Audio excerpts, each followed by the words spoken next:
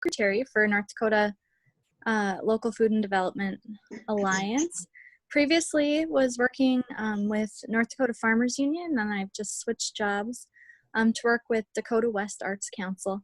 So a little bit different field, but glad to continue to support local food development in our state. Great. And I'm Stephanie Blumhagen. I'm the Executive Director of Farms with 2 R's. And I am currently the board president for North Dakota Local Food Development Alliance. Just housekeeping, just letting you all know that I am recording this meeting. That seems to work well as a way to help us with minutes and help us keep track of what we said and decided at the meetings. So I will edit the recording after the meeting and likely share it out with the board, not board, the whole the membership, who so that those who aren't here can see what we discussed.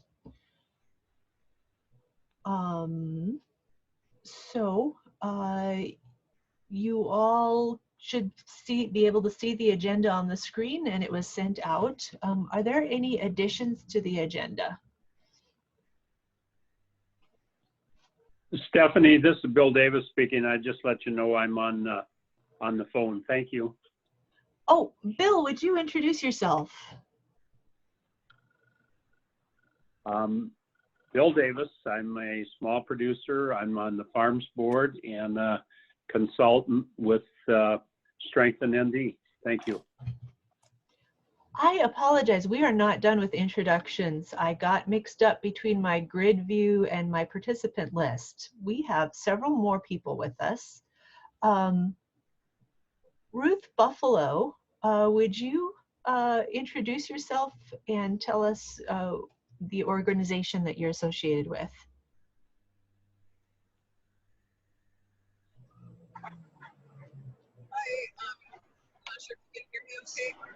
You're a little faint. Okay.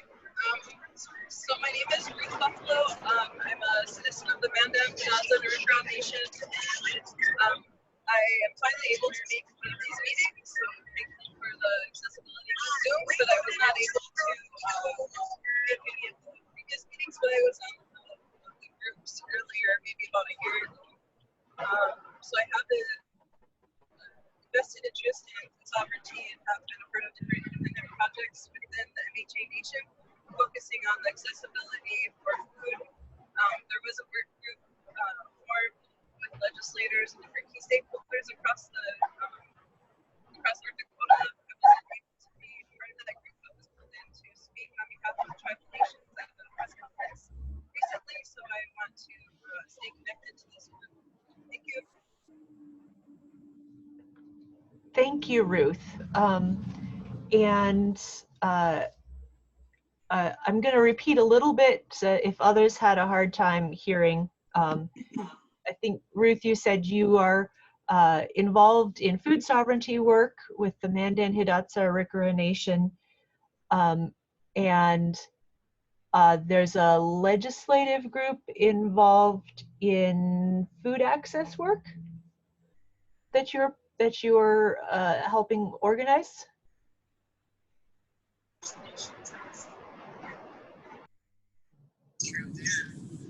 Hi, can you hear me right now? Yes, yes. That's much clearer. Am I a little bit more clear right now? Maybe I can just type it in the chat box. Thank you, yeah. Can you hear me okay? Yes, much clearer. I can't hear them, so. Can you hear me okay? Yes. You know what I mean? I'm typing. Oh gosh, what do I do? I don't even know if they can hear me. Can you hear me? Yes. Thumbs up if you can hear me. I guess I'll just talk and then they can tell me if they can't hear me or not.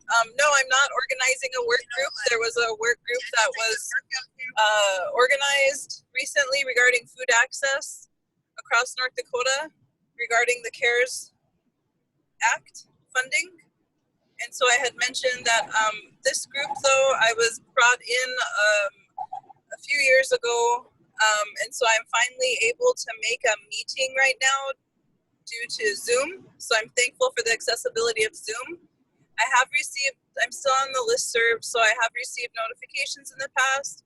I think at one point in time I was asked to be on the board. So I'm just trying to get reconnected.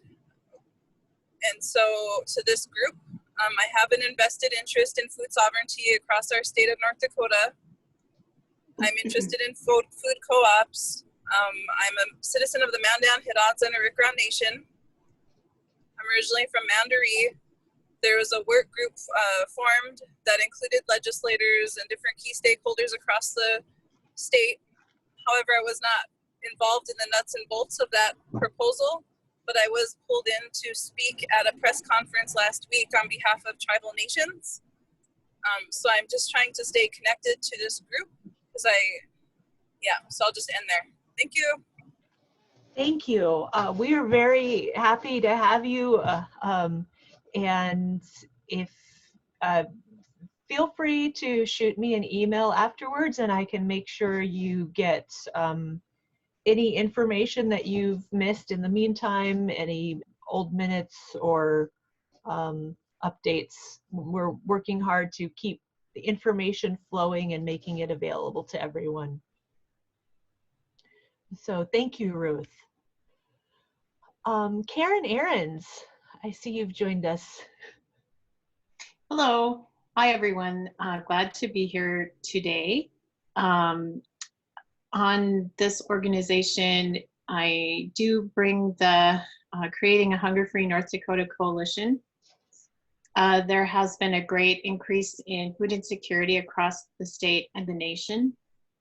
And there's interest from people and organizations in also organizations stepping up to help do their part. So I can provide a little bit more information on what Ruth mentioned in the ad hoc working group, which was pulled together by some legislators who wanted to they contacted some people around the state to join them because they held an interest in food insecurity. And it's quite rare to have legislators reach out to ask for that information. And so I was happy to take part. And the Great Plains Food Bank and the American Indian Public Health Resource Center helped gather some input from tribal entities in the group and some legislators who just have an interest in it. And I can share more information in a written format. CARES Act funding, there are about $400 million being decided on how to spend sometime in the next week or two, and was able to bring forward potential ideas that could help meet immediate needs for food and also infrastructure needs for food to things like coolers and things like processing, things like food hubs, which are just described in general. And hopefully bringing those ideas forward will help people see that investing in food infrastructure can help now and in the future, like our plan that you forwarded earlier today, Stephanie.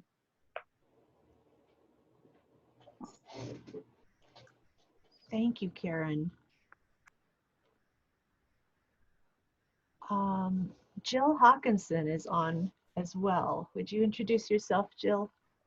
Sure, thanks, Stephanie. My name is Jill Hawkinson. I'm with USDA Rural Development, and I'm a community development specialist out of Devil's Lake. And I also serve right now as the beginning farmer rancher coordinator in a collateral duty for four USDA agencies. Great. Oh, and Jamie Good has joined us. Jamie, would you introduce yourself? Yeah, Jamie Good, North Dakota Department of Ag. So everybody knows what I do, but I local foods and fresh market produce in the state as well as organic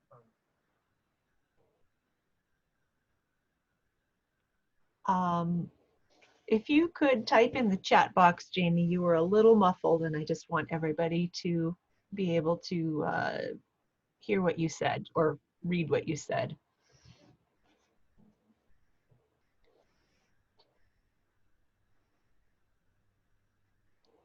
Okay, I think, oh, and there's one other person here who is listed as Stephanie Blumhagen.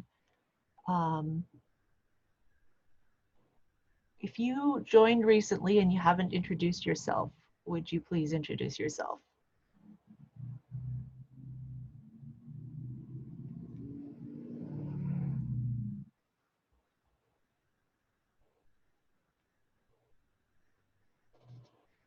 Okay. All right. So I got an email from Megan Laudenschlager that she's trying to join. So Karen Ahrens, would you be willing to take over for just a minute with the approval of minutes from 5/19 while I contact Megan and get her in? Sure. Thank you, Stephanie. Thanks everyone for your patience, as Zoom is great. Like Ruth said, it allows people to participate when they haven't been able to in the past, but it is not without its hiccups. So what Stephanie is wanting us to move through is to make sure that folks have had a chance to review, and then if appropriate, someone to move to approve the minutes from our last meeting, which took place on May 19th, 2020.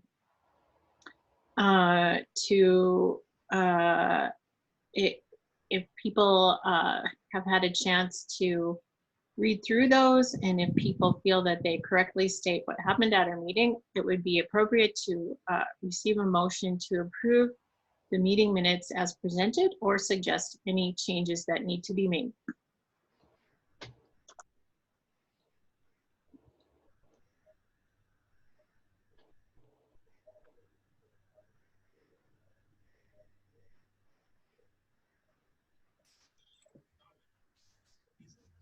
This is Mary Podall. I so move. This is Craig. I'll second. All right, we've had a motion by Mary and a second by Craig to receive and approve the membership meeting minutes as submitted. I think we'll do this. If there is anyone opposed to this motion, please speak now. Hearing no opposition, we will consider the meeting minutes approved as presented. We'll see if Stephanie has had a chance to make the connection happen. I think so. It might be a minute before she joins us. Zoom has lots of great capabilities, but learning a new way of meeting brings additional challenges, specifically trying to contact someone without messing up the screen sharing of the meeting that we're doing. Thank you, Karen. I appreciate that. So moving back to the agenda.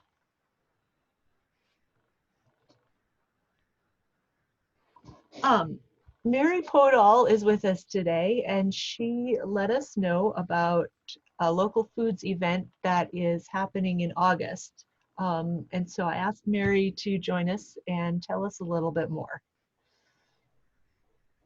Hi, everybody. I'm very excited to say it's coming together. It was kind of a brainstorm with my son one day. You may know, or you may not, but Podall Stall Farms is my son, and he has a couple high tunnels and is doing farmers market and some school programs with his vegetables. And he had a calendar when we were doing our seed sales, and it said International Tomato Throwing Day in August. And so I looked that up, and I thought, wouldn't that be fun to do? So a little history. Back in the 40s in Spain, they were celebrating and they were having a parade, and apparently they wear these big head things, maybe like baseball mascots or football mascots, big heads, and one fell off. And it rolled away, and people were laughing at this guy, and he started hitting, and there were food vendors, and they started throwing tomatoes. So it started out as a parade gone bad, you might say. But the next year, some of his friends got back, and they were throwing tomatoes for fun. Kind of, that's what it was all about, right? We're celebrating this parade. It's about fun. And so the community got around it, and they started doing this every year, and it just became a tomato throwing contest. If you look it up, La Tomatina in Spain in August, and now it's a tourist attraction. People come and they throw tomatoes at each other, and they have a parade where there's tomatoes. And I thought, you know, that would be kind of fun to do something at our farmers market with tomato throwing. And it's just kind of grown from there, because I looked at myself as state conservationist, and I thought, oh, well, rural development is all about local foods, right? So I invited Claire and Farm Service Agency, FSA, my counterpart, Brad Tickison. I said, hey, would you guys be willing to have some tomatoes thrown at you to celebrate local foods? And they said yes, which surprised me. So then I thought, well, let's get the commissioner engaged. Let's get the leadership of our agriculture groups in North Dakota together and have a little fun and celebrate local foods and farmers markets.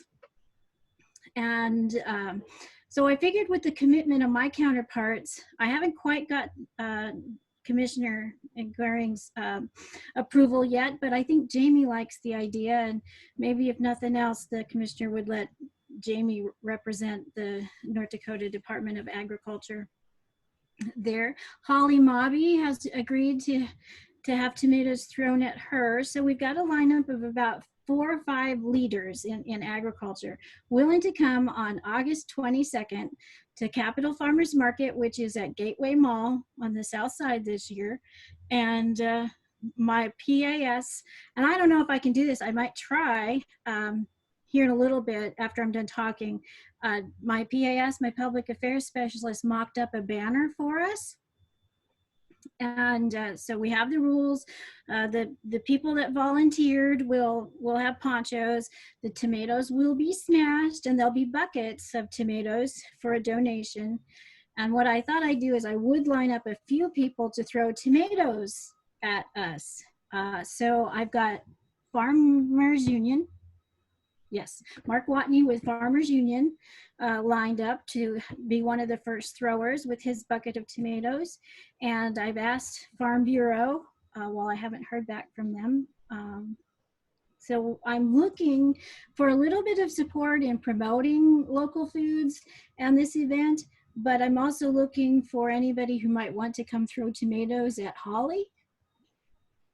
I think that would be kind of fun, you know, being the Food Alliance, and she's there with the with the North Dakota Farmers Market and Growers Association, just to have some connection there. So Stephanie, there you go. You can throw tomatoes at Holly. And then Megan, when she gets on, I was thinking Megan, we could ask Megan from Strengthen ND to maybe have to be our spokesperson to kind of kick things off, since I'll be sitting there getting tomatoes thrown at me. And just have some fun. It's been a tough year. It's probably going to be a little rough of a summer with the wind and the either too wet or too dry or too cold for the farmers. We need to have a little fun, and what a better way than at a farmer's market. We'll try and get the other farmers markets to come vend there that day. Maybe get a food truck or two, and if we can get just a little news media there. Just, I figure if we can get Doug there, they might come for USDA, but they'd really come for the commissioner. And you know, just celebrate local foods, and that we have farmers markets, and that we have local farmers growing food that people actually eat. I mean, we grow a lot of things in North Dakota, but I think a lot of people really associate farmers with food that they eat. So what a fun opportunity. I hope. I don't know. The closer it gets, the more nervous I am. So the other thing I need is just support that, yeah, this is gonna be all right. We've got the banner. Once she gets that done, we'll have kind of a logo, and we'll put some media releases out for people to use. And then we just hope people come and have a little fun. So now, if I can share, I can try and share. I'm gonna share my screen. Will that be okay, Stephanie? I'm making you the host, so you should be able to share. And I think I need to stop screen sharing. Okay, so what I want to share is my all windows. I want to show my Word or my email, but not this message. And oh, here we go. Does it have to be open? There we go. Are you seeing tomatoes? We're seeing your email. Does it have tomatoes on it? No. Your screen sharing is paused.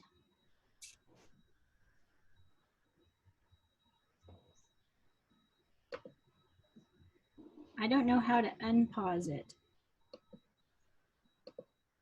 There. Did that work? Now we have a close-up of your email. Ah, yes. Does it have tomatoes on it? It has tomatoes. Okay, so this is a mock-up of the banner that she just gave me, and as you can see, we have some logos across the top, but as I gain support, we've got plenty of space. This is a big banner that we'll sit in front of. We'll have chairs for the people getting tomatoes thrown at them, and this will be the backsplash. So you've got USDA and hopefully the North Department of Ag, North Dakota Department of Ag, Capital Farmers Market, Farmers Union, and then we've got the logo from Holly's group, the North Dakota Local Farmers Market and Local Growers Association. So if you're interested and somebody's willing to come represent your group and be willing to throw some tomatoes and also promote us, we would love to have you join us on August 22nd. Now I'm going to stop sharing and let you guys ask questions or continue your meeting. Thank you, Mary. Hi, Karen.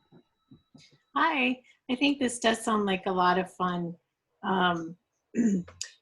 I just wonder from the aspect of food waste, if there was a way to kind of minimize that. Some people might think of food waste with this, and like that you'd be using ugly tomatoes that couldn't be sold, or ones that didn't quite make the grade for market or something like that, just to kind of minimize that potential. I hadn't really thought about that. That's a very good point. I can tell you the vendors, my son being one of them, he's not going to give me the ones that he can sell at market. So yeah. So just to let folks know that, you know, and I you know, get that, but some people might, you know, it might come to some people's minds. I will think on that and how to minimize that impact, either with some kind of statement like no tomatoes were harmed in the making of this film. That's important. That's very important. Yeah, this is Jamie. I think that's a good point, Karen, just to be prepared with some sort of a statement that, you know, hey, these were, you know, bruised, unmarketable tomatoes that we're using. I mean, just to have that in the can as a statement might not be a bad thing. Does my audio sound better? Your audio is Much great. better.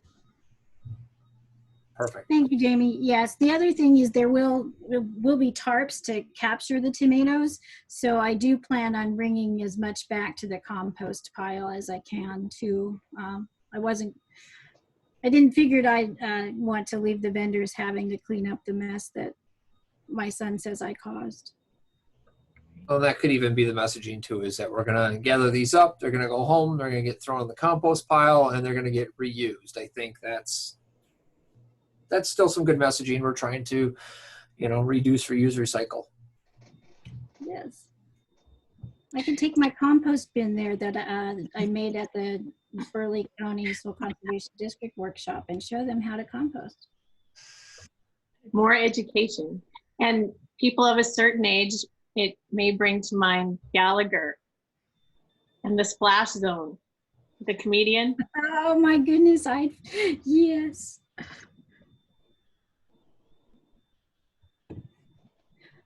Well, that's all I have, Stephanie. I'll turn it back to you. Okay, yeah. And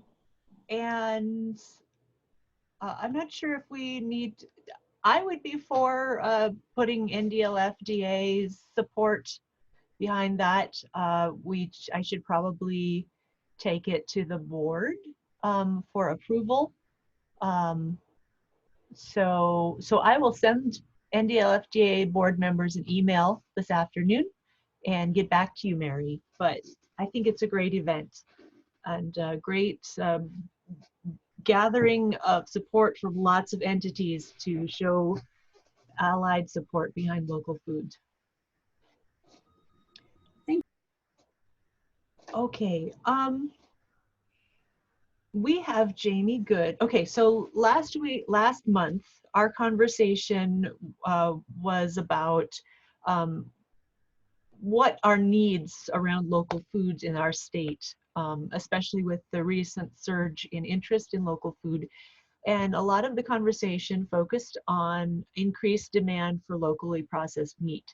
And so I asked Jamie to tell us about an initiative that the Department of Ag has been working on recently. Sounds good. Thank you, Stephanie. So yeah, I just had to play with my audio. It was, yeah. Anyways, we're good now. So that's the important thing. So I just, yeah, Stephanie had called me up yesterday and was talking about how at your last meeting, which I was unable to participate in, you guys talked about, you know, meat plants, meat processors, how can we support them? And actually I shared with Stephanie what the department just got. Well, we're still in the process of doing it, but through the CARES Act, actually, we were able to secure some funding through the Department of Ag to help our meat processors in the state, our current meat processors. Now, these are not just state inspected; they are, you know, not only our state inspected plants, but also like our custom exempt plants. And we did a cost share program, and we had $1.3 million that we could cost share out with our meat plants, and it was an application process, and they submitted their applications, and we are actually in the process now of reviewing applications, approving applications. So this is all still fairly fresh, fairly new. So I don't have a ton of specific information that I can share, but I can share with you that we received 49 applications from our meat plants around the state. And we did, so what we did to communicate it out is we sent letters to all of our meat plants. We made phone calls to all of the meat plants that we did not hear from, sent emails. So I can pretty well say with confidence that we made at least 2 or 3 efforts to make sure all of our meat plants knew about this program. And the idea behind it is that, yes, this was not for a new meat plant startup, but if we could increase capacity at our meat plants by purchasing new equipment for them or helping cost share purchasing of new equipment.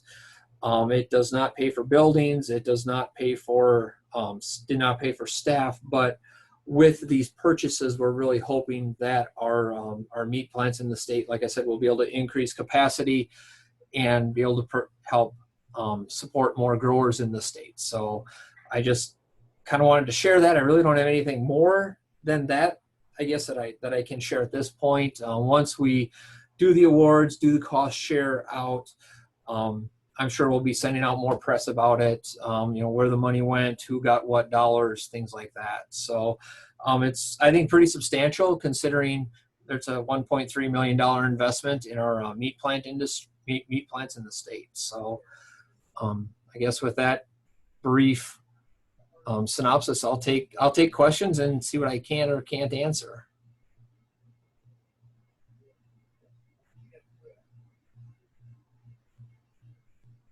Jamie, do you feel there are any additional holes in the local meat system in North Dakota, or things that NDLFDA should be doing?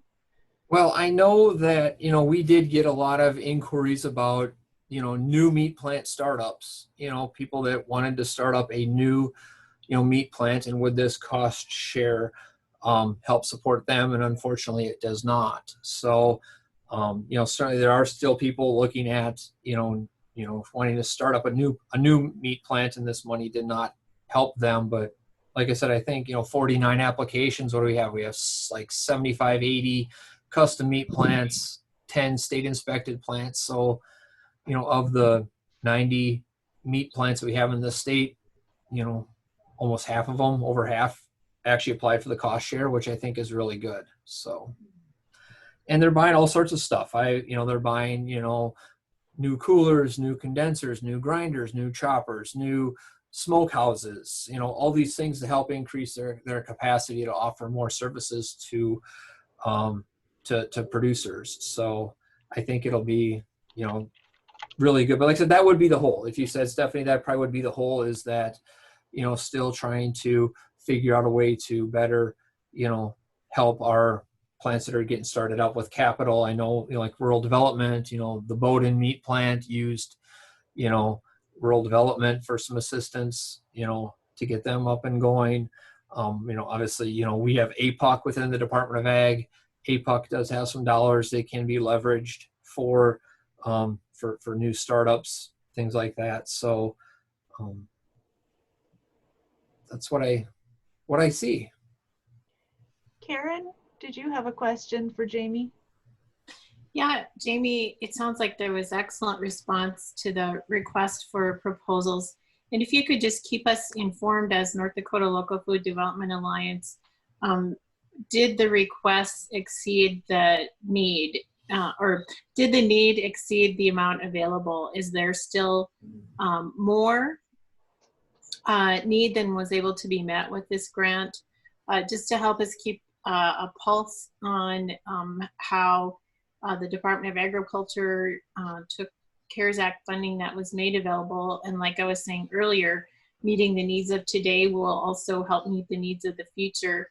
And then just keep us informed on, maybe sharing I'm sure you'll do a press release or something when those grants are announced, and then letting us know how much in excess of what was available was not able to be awarded.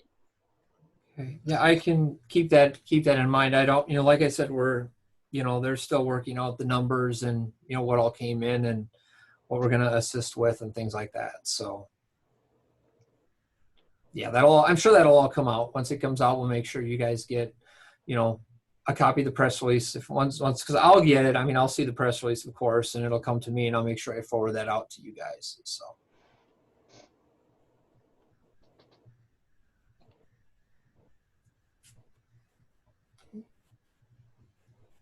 Anything else?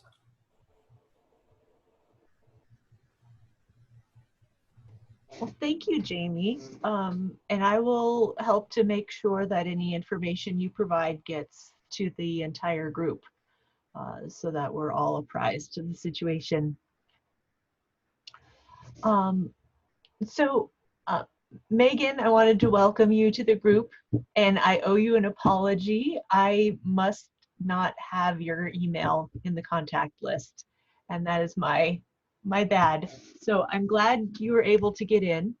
I wanted to give you a second to introduce yourself, and then next on the agenda is updating the group about our combined efforts to procure staffing for this group.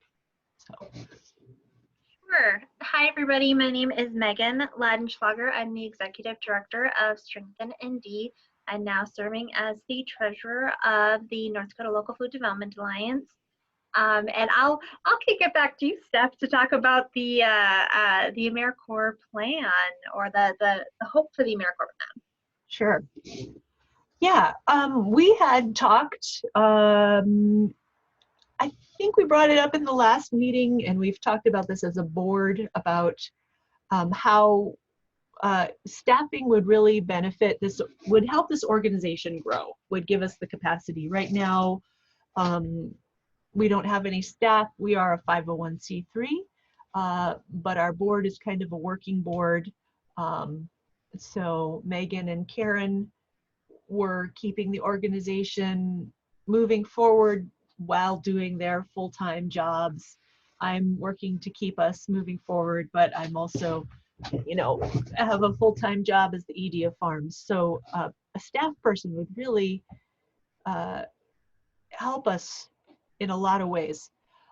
So I drafted a position of, I drafted a list of things that a staffer could do, helping with coordination and communication. And then I talked to Service Basin Planning Council, which has an AmeriCorps program. And based on my conversation with them, it seemed like an AmeriCorps state position would be most appropriate for this group, which is, they can do both direct service and capacity building. They can work remotely. Instead of a full year, they do a set number of hours. So they would do maybe 600 hours for us. And there is a cost share requirement. So at 600 hours, based on what Griselda at Service Basin Planning told me, we would need to provide about $4,000 of cost share. So I have approached Megan and Karen to help in writing a consensus council grant to help us get that cost share. You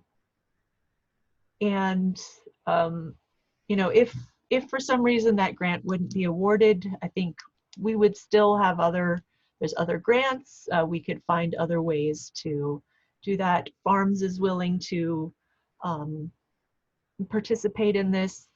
If need be, I can be the supervisor for this person, so they could be housed at Farms, although they would still be working remotely because all of Farm staff works remotely.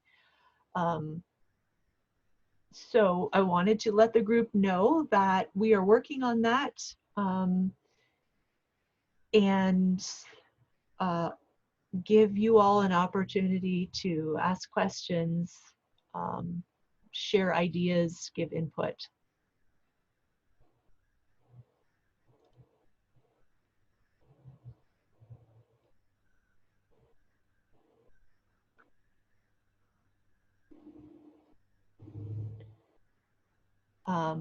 AmeriCorps program year starts October 1st, so regardless of when we get the application in, they would start October 1st.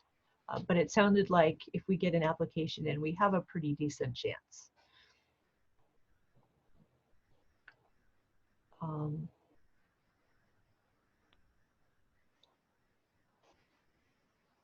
And also just wanted to make sure Karen and Megan know that I do have on my to-do list right here to get in touch with both of you about that consensus council grant and provide some some wording, some, start the planning process, get the meat of the grant together. So I haven't forgotten about that. Just been doing a lot of things.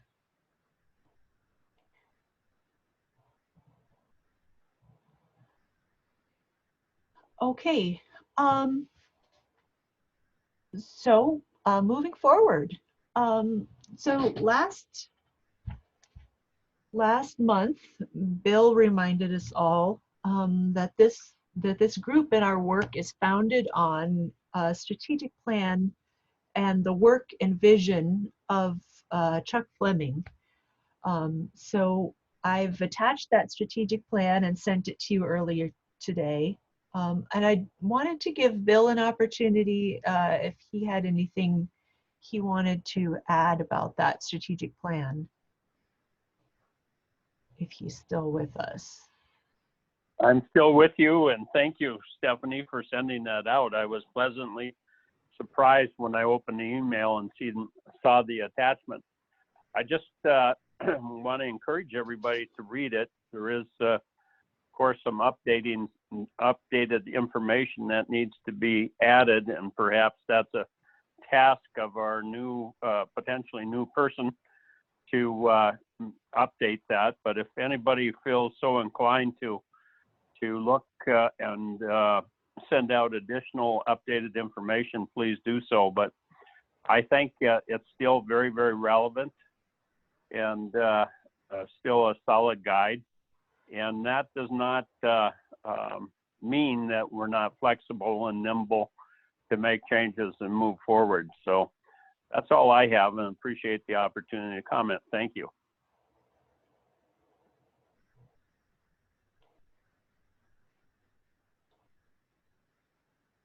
Yeah, like Bill said, I would encourage everyone to take a look at this and refresh our memory. It's always good to remind ourselves where we came from and how that influences what we're doing today. And I have it up on my screen. I'm going to make sure that I am sharing that you're seeing what I'm sharing. So it's got this cover with vegetables on it, and has a lot of great information. Karen, do you still have do you have your hand up, or is that left over from before?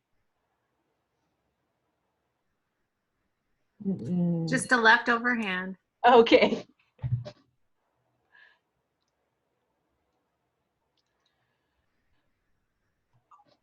Were there any other comments about the local food plan, about local food in North Dakota, the directions that we need to take as an organization?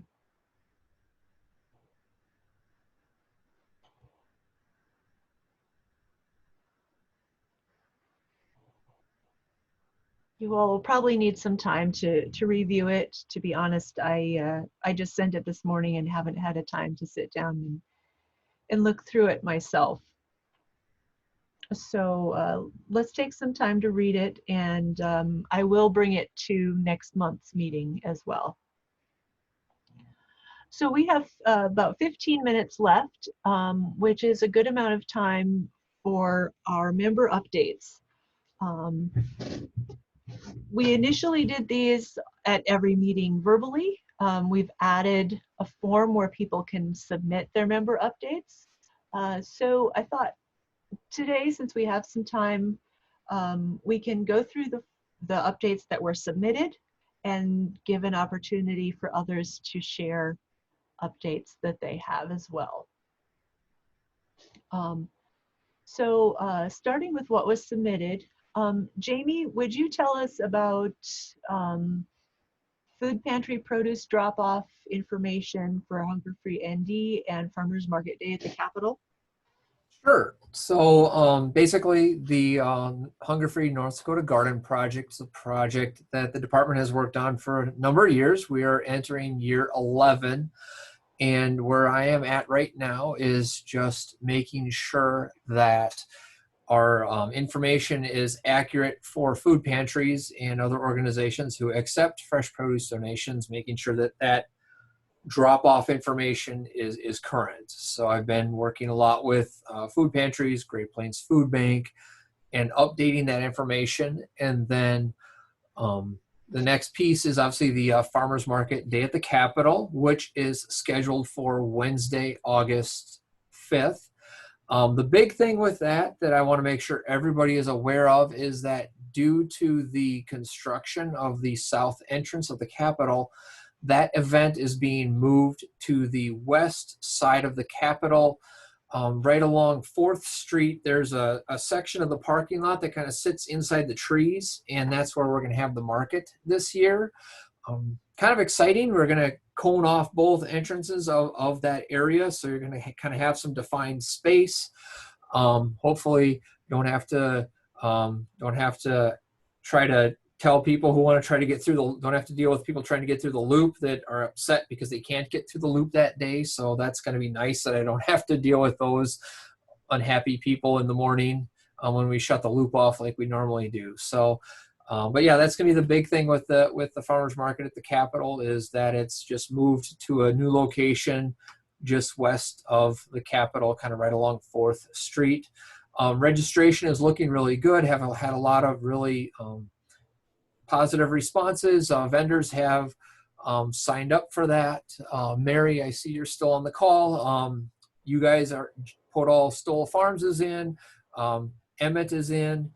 Just let you know since you're here. Jared contacted me yesterday. Yeah, so it should be a really, really fun event. The downside is that there is no electricity over at that location. So anybody who needs electricity is going to have to run off of a generator, but we are going to try to kind of put all the people that are using generators in one space to try to minimize the noise throughout the whole market. So hopefully we'll see how that goes. So, but those are the big updates from me. Jamie, are nonprofits allowed to set up at Farmers Market Day at the Capitol if they're food related? Yes, we talked about that and decided that, yeah, if we have informational booths that can have a booth there, and if a group wants to have a booth there, they're more than welcome to sort of share information, things like that. So, if anybody's interested in having a booth, I've had a few people contact me. Just let me know, and we can certainly get you added.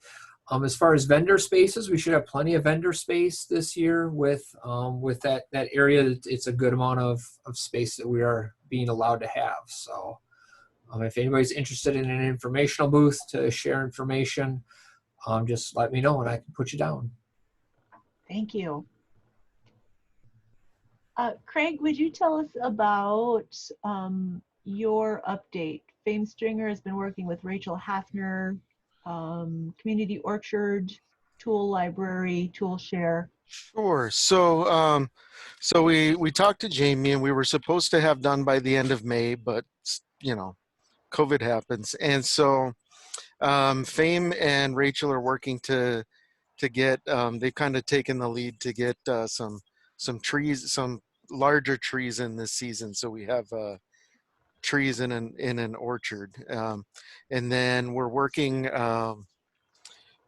with an instructor over at or a professor at University of Minnesota Crookston to his one of his landscape design classes in January is going to adopt us as their project. And then we also got a grant from the city. I can't remember which program, to do a tool library and share for just to help people get involved, and be successful in gardening.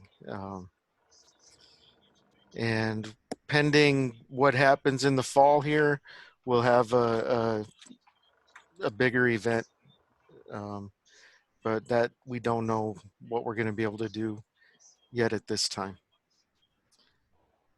Awesome. Exciting to hear about good things happening in Grand Forks. Yeah. Megan, I added this one since I thought it was useful for the group. Would you tell the group about tricks hiring a coordinator? Sure. So Tuttle Rural Innovation Center, you know, we are plugging away at that community and at that building. We have received an additional 2 more years of funding from the Bush Foundation, so they're happy with the lessons that we've learned and our plan moving forward. So with that, we are hoping to onboard actually 2 people to work down at the Tuttle Rural Innovation Center. One of them being, depending on experience and the type of individual that we get, we're looking at 3/4 to potentially full-time for an individual, and we really need a jack of all trades type of individual. We're looking at trying to do some event planning, even looking at how do we leverage the makerspace to get more people active within the community. Can we leverage, there's kind of a gap in existing farmers markets. So if we're looking at supporting and elevating local foods through that facility, what does that look like? And then some of the other pieces around like sustainability planning and community engagement. So that's one person that we're looking for. We as Strengthen ND have been committed to TRIC for about 3, probably 4 years now. So to provide some added capacity to that facility, we are going to be looking at onboarding somebody either through the AmeriCorps member program or through the VISTA program. And we as Strengthen ND will pay and will support the hiring of that person. That way we can have 2 people working down there. They'll be able to bounce ideas off of each other and whatnot. So if you know of anybody in that Kidder County area who is excited, who loves a challenge, we would love to receive any type of referrals. I can promise that the work won't always be easy, but it will always be fun. So yeah, the sooner we can get folks who engage in applying for those positions, the better, and we can get them onboarded and we can be off to the races.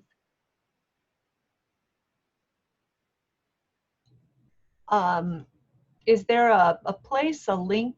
How do people apply? We do have a job description that has been out and being promoted, but if somebody wants to apply, they can just send a resume and cover letter to me, Megan at strengthennd as in NorthDakota.com, and we will make sure that it gets reviewed. Okay.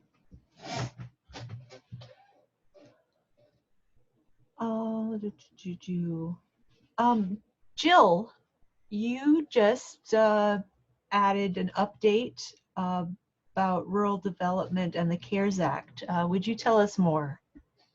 Sure. I apologize for getting that in late to you too, Stephanie. We have, for the first time, our business and industry guaranteed loan program is typically just for small businesses, and it has never really included agricultural producers. But under the CARES Act program now, the agricultural producers may have access to the program. So if they're ineligible for financing from USDA Farm Service Agency, they can apply through the Business and Industry CARES Act program for financial assistance. And it's for working capital to prevent, prepare, or respond to any of the effects of the coronavirus pandemic. So I did send you a link there too, Stephanie, so if people want more information, but a nice option available now to producers. Great. And I just pasted that link into the member updates page, so people can go to that page and click on that link for more information. And then I wanted to let everyone know about a new initiative Farms is working on this summer. We are trying to provide more marketing education to local food producers. Coincidentally or not, this is what our producers have asked us for when we contacted them to ask what their needs were. And this is what SARE approached a group of us about doing. So it was clearly what was needed right now. And I am trying to pull up a Facebook event so that you can, the first in the series is this Thursday. We are doing a webinar with a panel of 3 producers who are using websites and online shops to market their local food businesses. We have Jasmine Schultz from Prairie Sky Breads in Minot, and she'll come up in just a minute. We also have Rachel Utecht from Off the Deck Hot Sauce in Fargo, and we have Holly Mobby from Garden Dwellers Farm. So this is about, we know that online marketing and social media is one of the best ways to reach your customers. People want to shop online right now, and even more so after COVID-19. But for a lot of farmers, the idea of setting up a website and an online shop, no less, is kind of daunting. So we're trying to make it as approachable and as accessible as possible. So we have 3 producers who are going to share their stories, tips and tricks, what they're doing. And then we have Dane Johnson from the NICE Center at NDSU, who is providing free one-on-one technical assistance. He has a team of students who have marketing and business skills. And because SARE is providing funding, we can, through the NICE Center, provide this assistance to farmers completely free. So there is a link where they can sign up. And I have a page going so that all of this information is in one place, farms.org marketing 2020. And I'm going to revamp the page so it's a little bit easier to read. Are you able to see the page?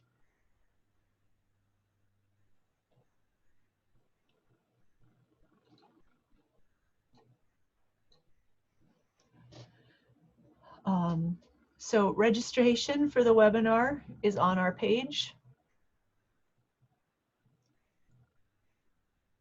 And the sign up for free technical assistance is on the page. And the idea is that no matter what your comfort level with technology, you can attend the webinar, you can sign up for this assistance. They will help you find the tools that are best suited to your farm and your business and walk you through, so by the time you're done, you're ready to go.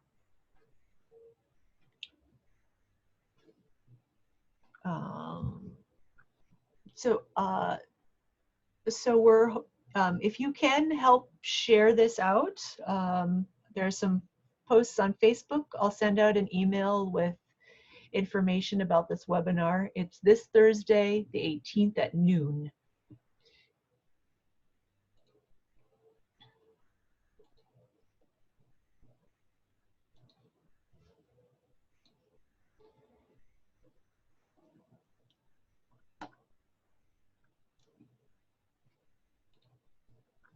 And got a little tangled up trying to find my update page. So there was one more update we wanted to share with everyone.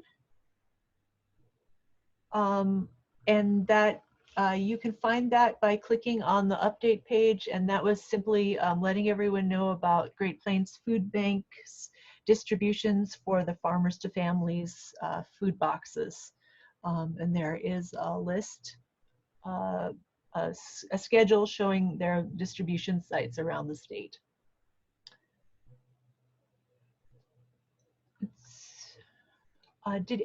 So we're at 3 o'clock.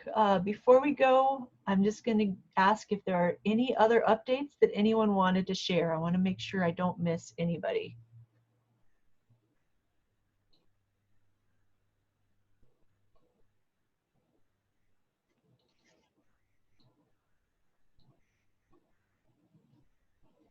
All right. Since I'm not hearing any or seeing any thumbs or nods or chats, thank you all. I really appreciate your taking the time to join us today. I'll send a follow-up email with the recording and information. And I hope you all have a great Tuesday afternoon. Bye, everybody. Thank Thank you. Thank you. Thank you. Thank you.